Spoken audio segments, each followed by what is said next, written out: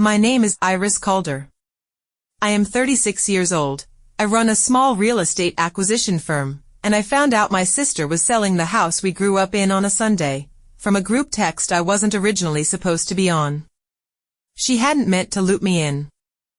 Vivienne, my younger sister, had started a family thread to coordinate the sale, and someone added me by accident, and for about 90 seconds before anyone noticed, I watched my sister explain to our aunts and cousins that she'd finally gotten Mom to agree to sell the family house, that a developer had offered well above market, and that everyone should be excited because there'd be a little something for the whole family once it closed. The house our grandfather built. The house our mother had lived in for 51 years.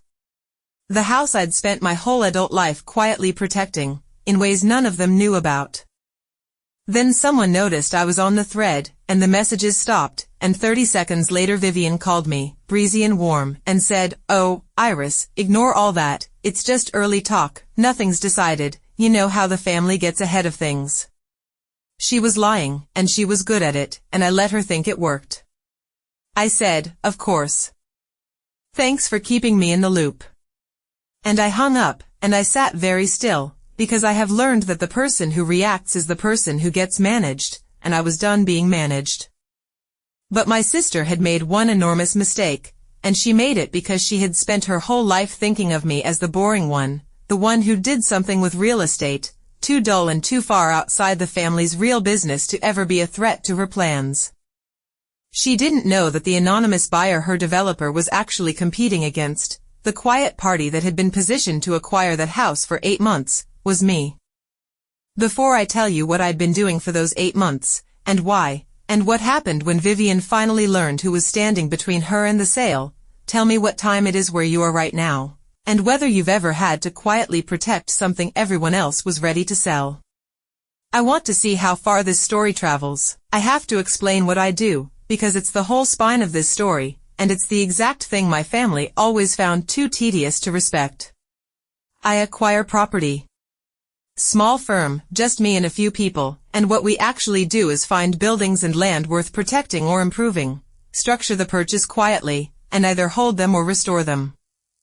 A lot of my work involves buying things through holding entities, buyers who don't announce themselves, because the moment a seller knows who's interested, the price and the dynamics change. Discretion is not a trick in my business. It's the entire craft. I am, professionally, the invisible party at the table who has done more homework than anyone and said the least. My family found this profoundly boring. My mother described my job as Iris buys houses, in the tone you'd use for a mildly eccentric hobby. Vivienne called me the property lady. At family gatherings, when I tried to talk about my work, someone would ask if I could help them find a vacation rental, and everyone would laugh, and I would laugh too, because that was the price of a seat at the table. Vivienne was the one with the real career. She was in finance, she was sharp and glittering and loud about it, and in our family, loud red is successful. Vivienne is 3 years younger than me, and from the time we were small, our family ran on a rule no one said out loud: Vivienne is the impressive one, and Iris is the steady one. She was the star, the one whose wins were celebrated and whose risks were called brave. I was the one who was reliable, who could be counted on, whose competence was so quiet it was mistaken for a lack of ambition. There were 3 moments I never let myself feel until much later. When I was 14, I spent a summer helping our grandfather repair the back porch of that house, and at the family dinner he thanked me, and Vivienne, 11 years old, cried that she wanted to help too, and the whole table spent the evening consoling her while my afternoon of real work quietly evaporated. When I was 26 and bought my first small building, I mentioned it at Thanksgiving, and my mother said, "That's nice, dear," and then spent 20 minutes on Vivienne's promotion, because a win from the steady one was never a story worth telling. And when our father died 12 years ago, it was Vivienne who gave the eulogy and Iris who handled the estate, the paperwork, the accounts, the endless unglamorous machinery of death, and it was Vivienne everyone thanked for being so strong. Each time, my competence was so quiet it registered as absence. That was the shape of us. Vivienne shone, and I handled things, and handling things made you invisible in a family that only ever turned to look at whoever was shining. I want to be fair, because fairness is the whole point of this story. Vivienne was not born a villain. She had been raised to believe she was the main character, and no one had ever asked her to consider that other people were real in the same way she was, and somewhere along the way I'm the important one hardened into, and therefore what the family has is mine to direct. She didn't experience herself as taking.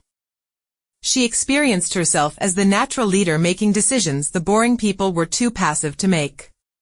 My family built her.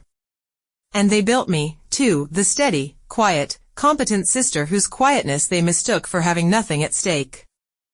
Which is why it never once occurred to Vivienne that the property lady might have spent years quietly making sure the one thing that mattered most to our family could never be taken without going through her first. Let me tell you about the house. My grandfather built it with his own hands in the year our mother was born. 51 years my mother had lived in it. It was not a valuable house in the way Vivienne's developer meant. It wasn't a trophy.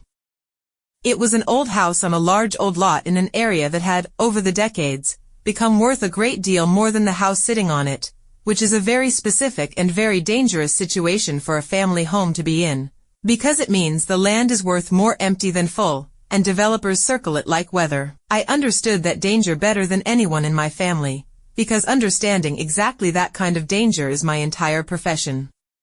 I had watched, for years, what happened to houses like ours all over the region, the quiet approach, the well above market offer, the elderly owner charmed and pressured, the bulldozer, the 4 townhomes where a family home had stood.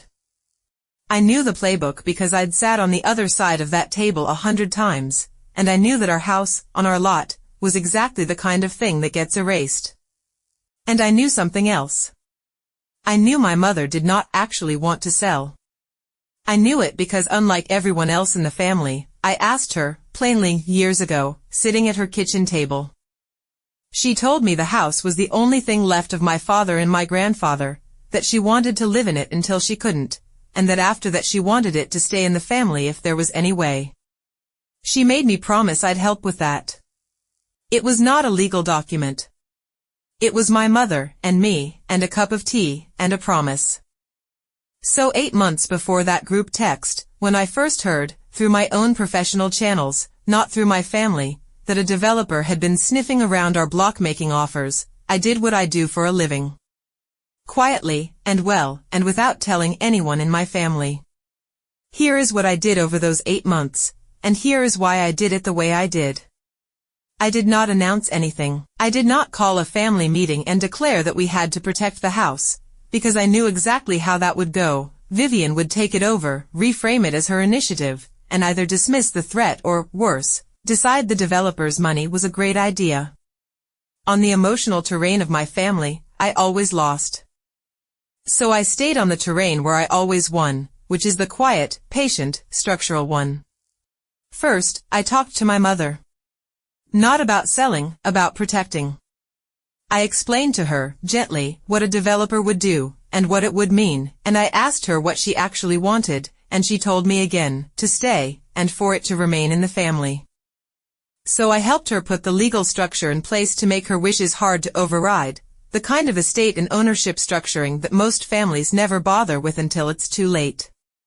I did it properly, with a lawyer, with my mother's full understanding and consent, because I would never move my own mother's property around behind her back. That was the whole point. I was the one person doing this with her, not to her. Second, I positioned myself, quietly, as a buyer. Because I understood something my family didn't. The way you protect a house that a developer wants is not to hope the developer goes away. It's to make sure that if the house is ever sold, it's sold to someone who will keep it. So I set up the structure for me to be able to acquire the property, through a holding entity, at fair value, in a way that would keep it in the family and out of a bulldozer's path, if it ever came to that. I did not want to buy my mother's house. I wanted my mother to live in it forever. But I am a professional, and my profession had taught me the one lesson my family taught me too, from the other direction. Protect the thing before you visibly need to, quietly, while everyone thinks nothing is happening. I told no one. Not my mother's other children, not the aunts, not the cousins. Only my mother, and my lawyer, and the quiet structure I'd built. For 8 months, I was the invisible party at a table my family didn't even know was set. There was one afternoon in the middle of those 8 months that I keep coming back to. I had driven out to check on Mom, and while she napped I walked the lot the way I walk any property I assess, measuring it with my eyes, seeing it the way the developer would. And I caught myself, because for one cold second I was looking at my grandfather's house's square footage and buildable units. Then I looked at the doorframe where he'd carved our heights, Vivienne's and mine, notch above notch, and the two ways of seeing the same house collided so hard I had to sit down on the porch steps. That was the moment I understood exactly what I was protecting it from. Not just a developer, from the way of seeing that turns a home into a number, the way my own sister had already started to see it, and the way I could feel my own profession trying to teach me to.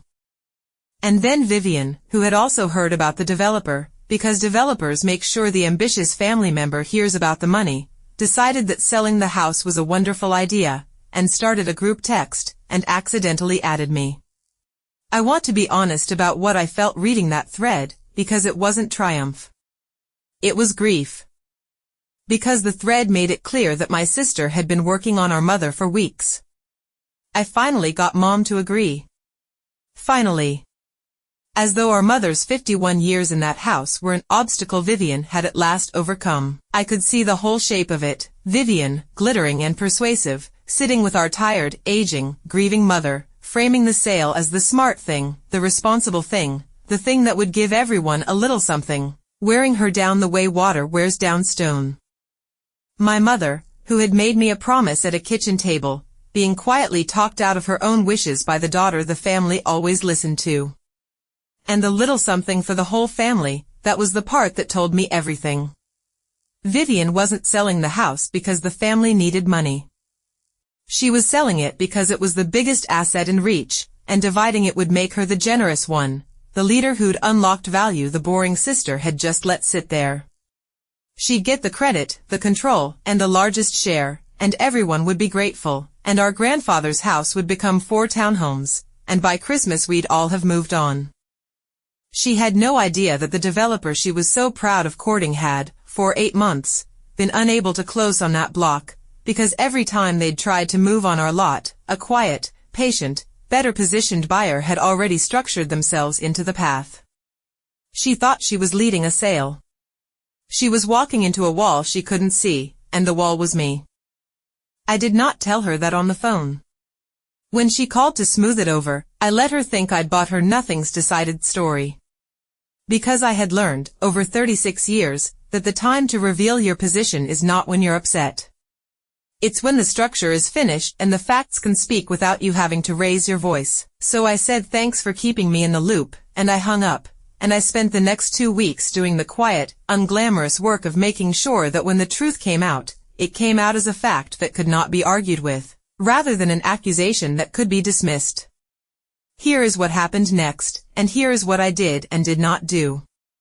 I did not confront Vivienne. I did not call the family and expose her. I did not post, or rally the cousins, or give my sister the emotional fight she was so much better at than me. What I did was let the sale process proceed far enough that the truth would surface on its own, in a form no one could wave away. Vivienne pushed the developer's offer forward. She got our mother to a meeting with the developer's people. I know because my mother, confused and a little frightened, called me afterward and said, "Iris, they had papers, and Vivienne said I should sign, and I said I wanted to talk to you first, and Vivienne got upset with me." And there it was, my mother, being pressured to sign away the house she'd promised to keep, and reaching, in her fear, for the steady daughter, the way she always had. I told my mother she never had to sign anything she didn't want to, and that I would handle it, and that she should tell Vivienne and the developer that any offer had to go through her attorney. Which was true, and which was the thing that finally made the wall visible. Because when the developer's people took the house to the point of a real offer, and my mother's attorney disclosed the ownership structure and the standing position of the existing buyer, the developer discovered what Vivienne had never bothered to check, that the property could not simply be sold out from under a structure that already had a claim on how it would transfer, and that there was an existing, better positioned buyer already in place, one prepared to purchase at fair value and keep the house in the family, exactly as the owner wished. I want to explain what that disclosure actually did, because it's the quiet mechanical heart of the whole thing. In my business, a house isn't just a house, it's a bundle of rights, and whoever controls how those rights can transfer controls the outcome, no matter who thinks they're in charge. Vivienne had spent weeks working on the person she assumed held the power, our mother's willingness to say yes. She never once thought to ask the boring question my whole career is built on, not will the owner sell, but can the owner sell, and to whom, and on what terms? I had spent 8 months making the answer to that question a wall. When the developer's attorneys finally did the diligence Vivienne hadn't, they found the wall, and they found me standing behind it, already positioned, already patient, already correct. A developer will fight a reluctant owner. A developer will not fight a structure that has been built properly by someone who does this for a living. There was nothing there for them to win. The developer, who was in the business of making money and not the business of family drama, did the sensible thing. They walked. There is no profit in a fight over a house that a family member has already quietly locked up. And Vivienne, who had promised the whole family a little something and staked her role as the leader on delivering it, suddenly had a collapsed deal and no idea why. She found out why the way these things always come out, through a lawyer's disclosure, in writing, with my name on it. I'm told Vivienne read it 3 times. I'm told she called our mother first, not me, demanding to know what was going on, and that our mother, bless her, in her quiet, tired way, said, I asked Iris to help me keep the house. She's been helping me. You're the one who wanted to sell it. Then Vivienne called me. And this time the warmth was gone. You went behind my back, she said. You've been scheming on this house for months and you didn't tell anyone. And I said the sentence I'd say again exactly the same way. I said, Vivienne, I didn't go behind your back. I went in front of Mom. You're the one who's been working on a grieving woman for weeks to sign away the thing she told me she wanted to keep. I didn't scheme against the family. I just made sure the family couldn't be talked out of the one thing that was never anyone's to sell. She said I'd made her look like a fool in front of everyone. She said I'd cost the family real money. She said I'd always been jealous of her, that this was about her success, that I'd finally found a way to sabotage her. And I said, this was never about you. You just can't imagine a version of events where you're not the main character. I wasn't trying to beat you, Vivienne. I was keeping a promise you didn't know I'd made, to a mother you were about to talk out of her own home. Now here is where the story becomes a choice, and it is not the choice my family expected, and it is probably not the one you'd expect either. Because I held all the cards. I was the structured buyer. I controlled the path the house could take. I could have, at that point, simply purchased the property myself at fair value, taken title, and become the sole owner of our grandfather's house, cutting Vivienne out entirely, making myself the one who got the house, turning 36 years of being the overlooked sister into a very tangible piece of the family being mine and not hers. There would have been a symmetry in it. The boring sister ends up owning the thing the glittering one tried to sell. I could see how satisfying it would be. I thought about it. I want to be honest that I thought about it, on the nights I remembered I finally got Mom to agree. But I kept asking myself what I actually wanted underneath the anger, and it was not to own the house.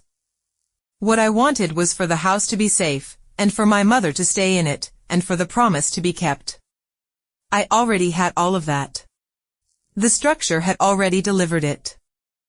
Buying the house into my sole name wouldn't protect it any better. It would just convert an act of protection into an act of acquisition, and make me, in the end, a quieter version of what Vivienne had tried to be, a sibling who took the family's biggest asset and made it theirs.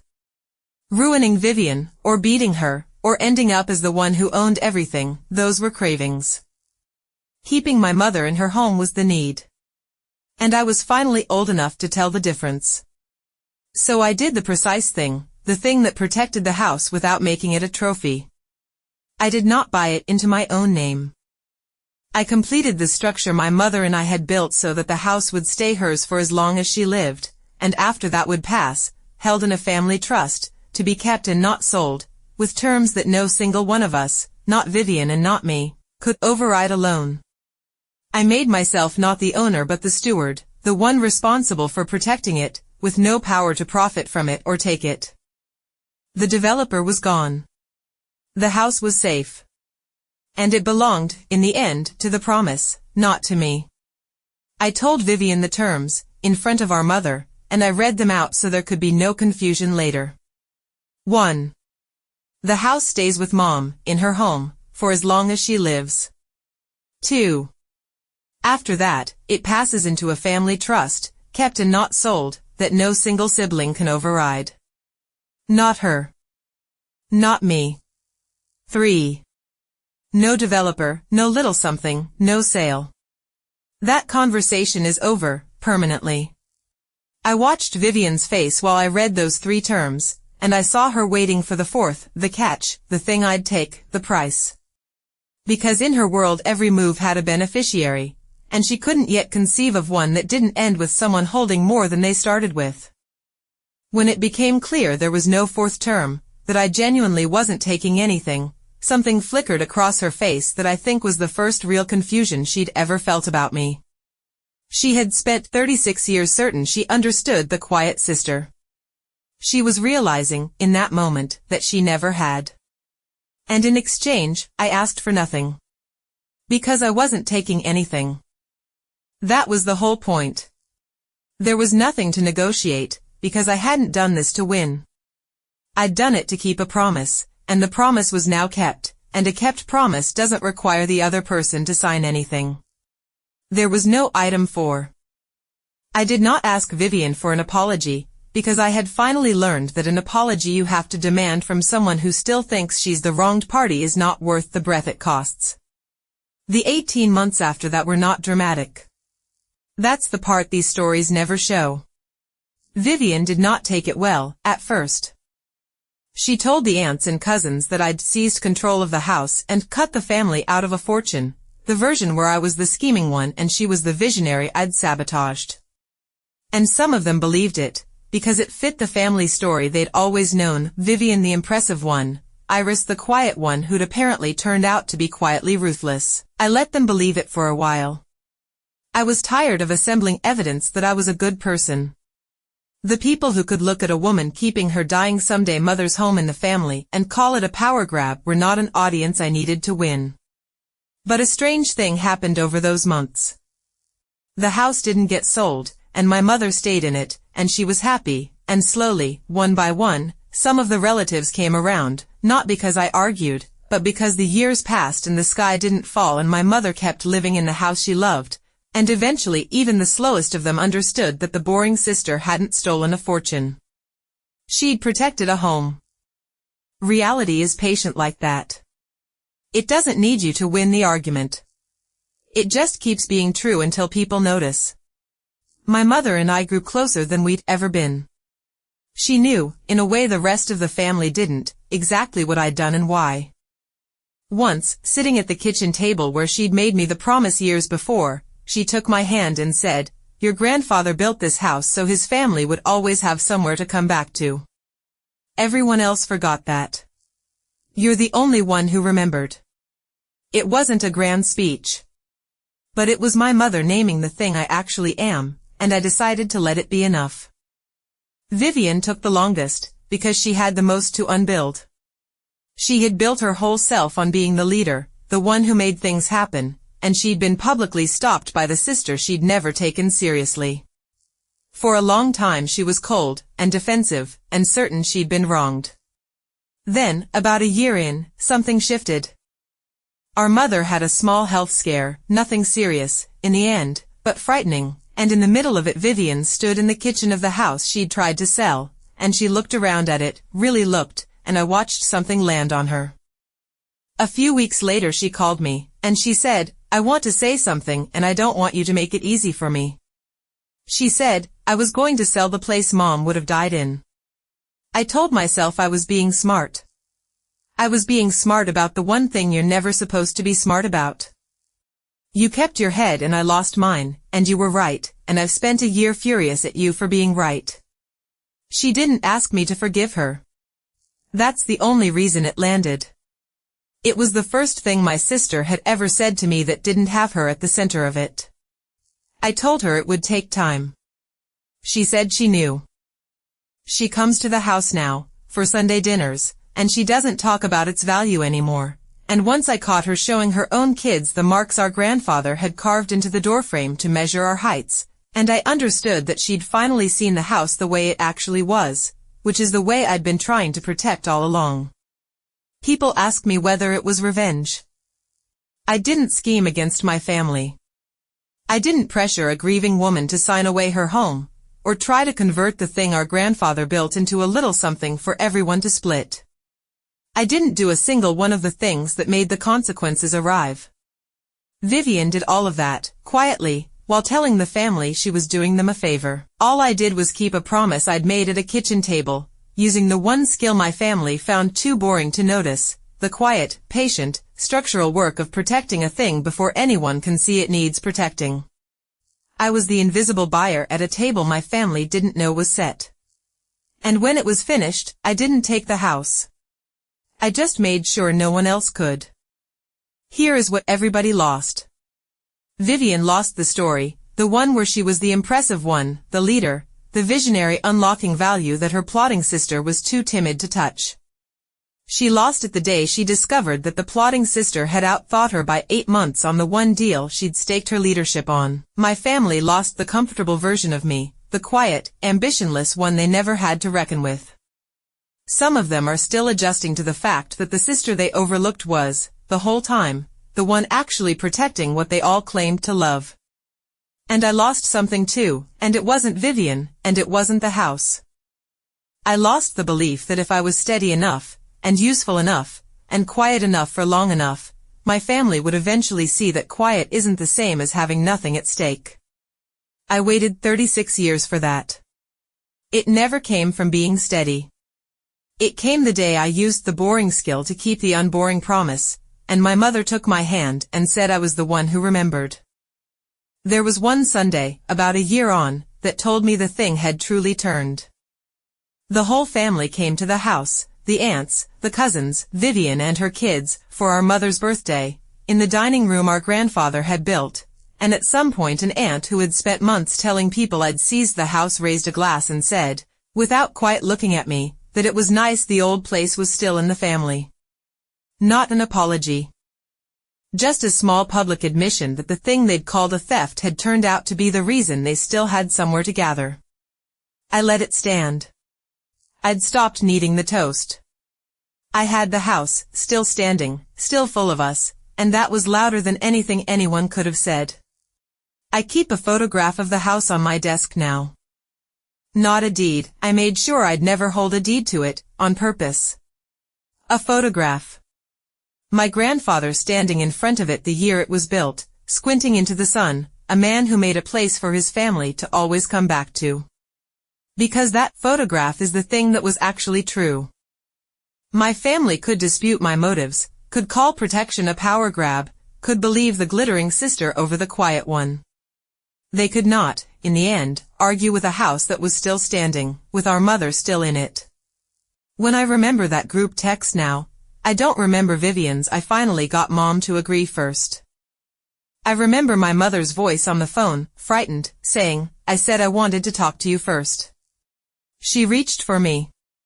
In the moment that mattered most, out of everyone, she reached for the boring one. She knew, even when the family didn't, who was actually keeping the promise. They thought the quiet one had nothing at stake. It turned out the quiet one was the only one holding the thing the whole family said they loved. So if there's someone in your life who mistakes your quiet for having nothing to protect, who's so sure you're the passive one that they'd sell the ground out from under you and call it leadership, ask yourself one thing tonight. Are you actually passive, or have you just been protecting something so patiently, so far beneath the noise, that no one's noticed you're the one holding it up? Thank you for staying with this story to the end. Every character and event in it is fictional, written for reflection and entertainment. But if any of it felt familiar, I hope it leaves you with this: the quietest person in the room is often the one who cares the most and says the least. Protecting what matters doesn't have to look like winning. Sometimes it looks like a promise no one knows you made, kept so quietly that by the time anyone understands what you did, the thing you love is already safe.